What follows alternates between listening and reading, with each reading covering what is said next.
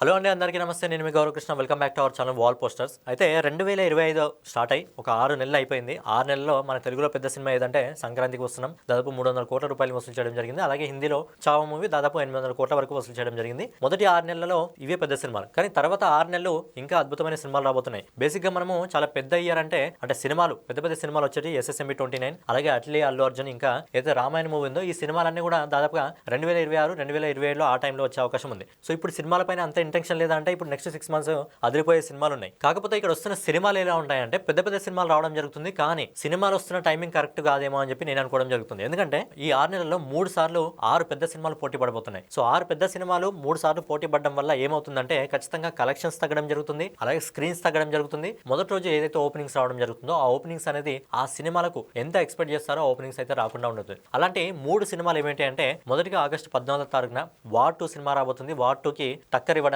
కూలీ సినిమా రాబోతుంది. So basic గా రెండు కూడా పాన్ ఇండియా సినిమాలు. రెండు కూడా పాన్ ఇండియాలో 1000 కోట్లు వసూలు చేసే స్టామినా ఉన్న సినిమాలు. కాకపోతే రెండు సినిమాలు ఒక్కరోజు రావడం వల్ల ఖచ్చితంగా ఈ రెండు సినిమాల్లో ఒక సినిమా అయితే 1000 కోట్లను సాక్రిఫైస్ చేయాల్సి ఉంటుంది. బేసిక్ గా వార్ 2 గురించి మనం కూలీ గురించి మాట్లాడుకున్నట్టయితే ఎన్టీఆర్ గారికి తెలుగులో ఫ్యాన్ ఫాలోయింగ్ ఎక్కువ ఉంది, అలాగే రజనీకాంత్ గారికి కూడా ఎక్కువ ఉంది. కాకపోతే తెలుగులో ఫస్ట్ ప్రియారిటీ మాత్రం ఖచ్చితంగా ఎన్టీఆర్ గారికి వార్ సినిమాకి మాత్రమే ఉంటుంది. అలాగే హిందీ గురించి మాట్లాడుకున్నట్టయితే హిందీలో కూడా వార్ 2కే ఫస్ట్ ప్రిఫరెన్స్ ఉంటుంది. కాకపోతే తమిళ లాంగ్వేజ్ వచ్చేసరికి ఖచ్చితంగా అక్కడ రజనీకాంత్ గారికి ప్రిఫరెన్స్ ఎక్కువ ఉంటుంది. కాబట్టి తమిళ లాంగ్వేజ్ నుంచి కూలీ సినిమా ఎక్కువ కలెక్షన్ తీసుకురావడం జరుగుతుంది. అలాగే మిగతా తెలుగు లాంగ్వేజ్ నుంచి, అలాగే హిందీ లాంగ్వేజ్ నుంచి వార్ 2 సినిమాకి ఎక్కువ కలెక్షన్స్ రావడం జరుగుతుంది. కానీ ఓవరాల్ గా రజనీకాంత్ గారికి కూడా మంచి ఫ్యాన్ ఫాలోయింగ్ ఉంది, అలాగే అందులో నాగార్జున గారు కూడా ఉన్నారు. కాబట్టి రెండు సినిమాలకి అయితే మంచి కలెక్షన్స్ వచ్చే అవకాశం ఉంది. కానీ మొదటి రోజు మాత్రం ఖచ్చితంగా వార్ 2దే పైచే ఉంటుంది. తర్వాత దానికి వచ్చే పాజిటివ్ టాక్ ను బట్టి రెండు సినిమాల్లో ఏది ఎక్కువ దూరం వెళ్తుంది, ఏది ఎక్కువ కలెక్షన్ సొంతం చేసుకుంటుందని నిర్ణయించబడుతుంది. నెక్స్ట్ వచ్చేసి డిసెంబర్ 5వ తారీఖున ఆల్రెడీ ప్రభాస్ గారి రాజసాబ్ ఏదైతే అక్కడ డిసెంబర్ 5వ తారీఖున డేట్ ఫిక్స్ చేసుకోవడం జరిగింది. సో డేట్ ఫిక్స్ చేసుకున్న తర్వాత రాజసాబ్కి టక్కర్ ఇవ్వడానికి రణవీర్ సింగ్ గారికి సంబంధించి దురంధర్ మూవీ అయితే రావడం జరుగుతుంది. సో ఈ సినిమాతో పాటు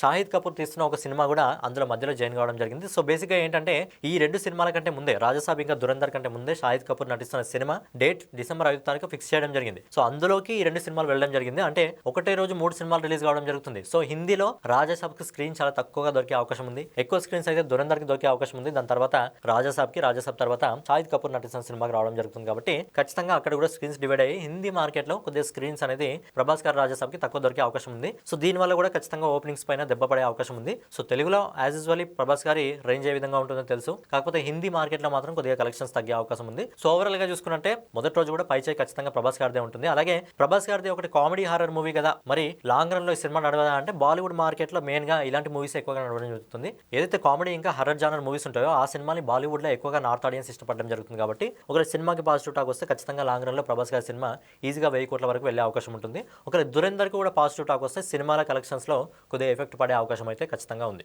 నెక్స్ట్ వచ్చేసి అక్టోబర్ 2వ తారీఖున ఆల్రెడీ ఏదైతే కాంతారా ఉందో రిషబ్ శెట్టి గారు నటిస్తున్న సినిమా, సో కాంతారా 1 అప్పట్లో రావడం జరిగింది. దాదాపు 15 కోట్లు 20 కోట్ల బడ్జెట్ ఉన్న సినిమా ఆల్మోస్ట్ 400 కోట్లు అయితే వసూలు చేయడం జరిగింది. ఎందుకు అంటే బేసిక్ గా అది మనకు రిలీజియన్ కి సంబంధించిన సినిమా కాబట్టి రిలీజియన్ సినిమాల్ని నార్త్ ఆడియన్స్ ఎక్కువగా ఇష్టపడడం జరుగుతుంది. కాబట్టి ఆ సినిమాకి అన్ని కోట్ల కలెక్షన్స్ రావడం జరిగింది. ఆ సినిమాకి వచ్చిన కలెక్షన్స్ లో ఎక్కువ కలెక్షన్స్ నార్త్ నుంచే రావడం జరిగింది. సో ఇప్పుడు రిషబ్ శెట్టి బర్త్డే సందర్భంగా రీసెంట్ గా ఆ సినిమాకి సంబంధించిన పోస్టర్ రిలీజ్ చేయడం జరిగింది.